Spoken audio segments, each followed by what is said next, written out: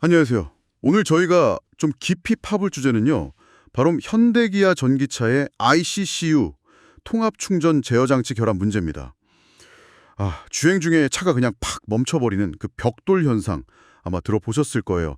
이게 현대기아의 EGMP 플랫폼이 적용된 2021년부터 나왔던 얘기인데 2025년 6월인 지금도 여전히 뜨거운 감자입니다. 자, 우선 ICCU, 이게 정확히 뭐 하는 부품인지부터 간단히 짚고 가죠. 그 전기차의 핵심 부품 중 하나인데요. 고전압 메인 배터리랑 또 12V 보조 배터리 충전을 같이 관리하고요. 요즘 많이 쓰는 V2L 기능 있죠. 차 배터리로 외부 기기 쓰는 거. 그것도 얘가 담당합니다. 네, 맞습니다. 충전 효율이나 잔력 관리에 정말 중요한 역할을 하죠. 그런데 여기에 만약 문제가 생기면 주행 자체가 어려워질 수 있다는 게 핵심입니다. 그래서 오늘 저희 목표는 이 ICCU 결함, 대체 뭐가 문제인지, 또 근본 원인은 뭐고 현대기아는 어떻게 대처해 왔는지, 그리고 이게 지금 이 차를 타시거나 혹은 구매를 생각 중인 당신에게 어떤 의미가 있는지 좀 면밀히 파헤쳐보려고 합니다. 보러 한번 시작해 볼까요? 제일 중요한 건 아무래도 증상이겠죠. 어떤 문제들이 나타나나.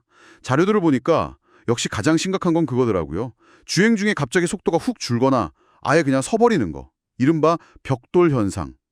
생각만 해도 아찔한데요. 그렇죠. 정말 위험할 수 있는 상황입니다. 그 외에도 계기판에 전기차 시스템 점검 필요 이런 경고등 뜨는 경우도 있고 완속 충전이 잘 안 된다거나 또 어떤 분들은 주행 중에 뒷좌석 어디쯤에서 퍽 하는 소리가 나더니 전원이 나가더라 이런 경우도 있다고 하고요. 네, 그런 사례들이 보고되고 있죠. 아이오닉 5, 아이오닉 6, EV6 같은 eGMP 기반 전기차들이 주로 언급되는데 일부 하이브리드 모델, 예를 들면 산타페 하이브리드 같은 차에서도 비슷한 문제가 나온다고 하니 이거 범위가 상당히 넓어 보이는데요. 대체 내부에서 어떤 문제가 있는 걸까요? 기술적으로 보자면요. 그 ICCU 내부에 있는 특정 트랜지스터가 과전류를 못 견디고 손상될 수 있다. 이런 분석이 있습니다. 이렇게 되면 차량의 전자기기들을 돌리는데 꼭 필요한 12V 보조 배터리 충전이 딱 멈춰버릴 수 있어요.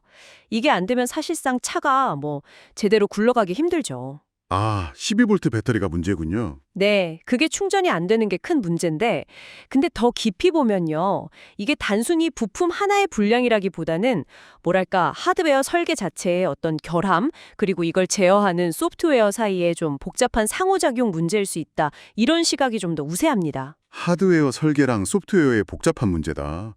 그러면 단순히 소프트웨어 업데이트만으로는 이거 해결이 좀 어렵겠는데요? 네, 바로 그 점입니다. 많은 전문가들이 지적하는 부분이 그거예요. 소프트웨어 업데이트만으로는 이 잠재적인 하드웨어 이슈를 완전히 없애기는 어렵지 않겠냐는 거죠.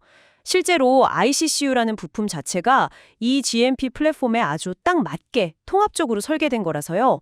이걸 개선하거나 대체하는 부품을 만드는 것도 생각보다 시간이 걸리고 또 부품 수급 문제도 계속 얘기가 나오고 있고요. 현대 기아의 대응은 그럼 어땠나요? 자료를 보니까 2023년에 한 13만 대 정도 무상 수리를 시작했고 2024년에는 국내외 합쳐서 수십만 대 리콜을 여러 번 했더라고요. 미국에서도 꽤 크게 했고요.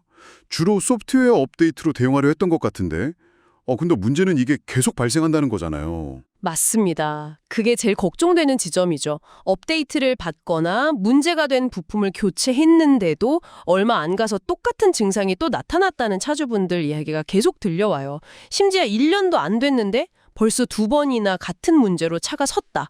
이런 사례도 있고요. 와, 1년 안에 2번이나요? 네, 이게 단순한 불편함 수준이 아니라 특히 고속도로 같은 데서 이런 일이 생기면 정말 심각한 안전 문제로 이어질 수 있거든요. 그렇죠. 안전 문제가 크겠네요. 이러면 소비자들 불만이나 불안감이 엄청 커질 수밖에 없겠어요. 그렇습니다. 이런 상황들이 쌓이면서 소비자 불신이 상당히 커진 상태예요.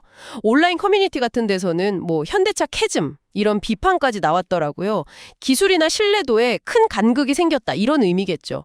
이게 브랜드 이미지에도 타격을 주고 실제 판매량 감소로도 좀 이어진 것 같고요. 작년 상반기에 아이오닉 5나 EV6 판매가 좀 주춤했거든요. 판매량에도 영향이 있었군요. 네, 결국 소비자들이 직접 나서서 결함 신고하자고 독려하고 리콜 확대해라, 평생 보증해달라 이런 서명운동까지 하는 상황까지 온 거죠. 그럼 만약에 지금 당신이 해당 차종을 운행 중이시거나 아니면 구매를 좀 고민하고 계시다면 어떻게 대처하는 게 좋을까요? 이것도 좀 짚어봐야 할 것 같은데요. 네, 현실적인 조언들이 좀 필요하죠. 우선 주행 중에 경고등이 뜨거나 아까 말한 퍽 소리 같은 이상 징후가 느껴지면 무조건 즉시 안전한 곳에 차를 세우고 시동을 끄는 게 제일 중요합니다. 그리고 바로 긴급 출동 서비스, 현대차는 080-600-6000번이죠. 여기나 차량 SOS 버튼으로 연락해서 도움을 요청해야 하고요. 견인할 때도 주의할 점이 있다고요? 견인이 필요할 경우에요. 이게 전기차라 좀 다른데 반드시 네 바퀴를 다 들어올리는 방식, 그 특수 견인을 요청해야 합니다. 안 그러면 차에 더 큰 손상이 갈 수 있어요. 네 바퀴 다 드는 방식 기억해야겠네요. 그리고 자동차 리콜센터 웹사이트 ka.go.kr 가시면 차대 번호로 내 차가 리콜 대상인지 바로 확인할 수 있거든요. 꼭 한번 확인해 보시고요. 만약 문제가 발생했다면 언제, 어디서 어떤 증상이 있었는지 좀 상세하게 기록해 두시는 게 나중에 도움이 될 겁니다. 기록이 중요하군요. 네, 그리고 일부에서는 ICCU의 부담을 좀 줄이기 위해서 급속 충전 빈도를 좀 조절하는 게 어떻겠냐 이런 조언도 있고요.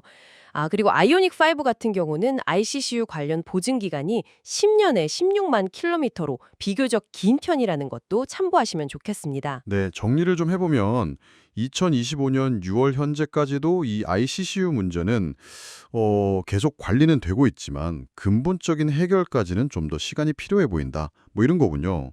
소프트웨어 업데이트나 부품 교체는 일단 임시 방편일 수 있고 진짜 해결책인 하드웨어 재설계는 아무래도 비용이나 시간 문제가 있으니 쉽지 않다. 네, 그렇습니다.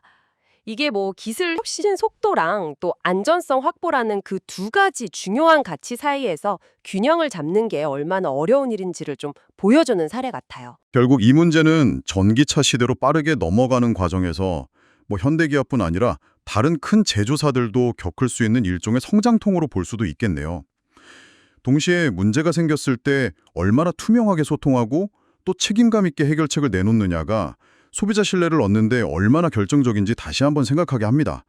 당신이 전기차를 고를 때 성능이나 디자인 말고도 이런 사후 관리 능력까지도 중요한 판단 기준이 될 수 있겠다, 이런 생각이 드네요. 마지막으로 이런 질문을 한번 던져보고 싶습니다. 이렇게 빠르게 발전하는 첨단 기술, 특히 우리 안전과 바로 연결될 수 있는 이런 부분에서 소비자는 과연 어느 정도의 불확실성을 감수해야 할까요? 그리고 제조사는 차를 내놓은 이형에 발견되는 문제에 대해서는 또 어디까지 책임을 져야 하는 걸까요? 한 번쯤 다 같이 고민해볼 문제가 아닌가 싶습니다.